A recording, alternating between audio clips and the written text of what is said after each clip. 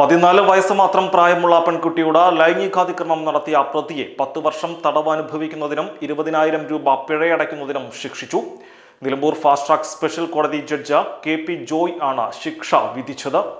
14 വയസ്സ് മാത്രം പ്രായമുള്ള ഒന്നാം സാക്ഷിയെ പ്രതി ഒന്നാം സാക്ഷി കിടന്നുറങ്ങുന്ന സമയം ലൈംഗികാതിക്രമം നടത്തിയ കാര്യത്തിന് എടകര പോലീസ് രജിസ്റ്റർ ചെയ്ത ക്രൈം കേസിലെ പ്രതി മൂത്തേടം കാരപ്പുറം പൂങ്ങോടൻ സുനിൽദാസ് എന്നയാളെ 10 വർഷം സാധാരണ തടവിനും 20,000 രൂപ പിഴയടയ്ക്കുന്നതിനും പിഴയടച്ചെങ്കിൽ 6 മാസം അധിക തടവ് അനുഭവിക്കുന്നതിനും ശിക്ഷിച്ചു.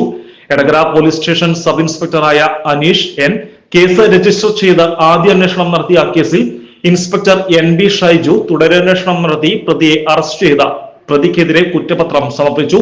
Senior civil police officer Sreeja S Nair കേസന്വേഷണത്തിൽ സഹായിച്ചു. പ്രോസിക്യൂഷനു വേണ്ടി special public prosecutor advocate Sam K Francis ഹാജരായി.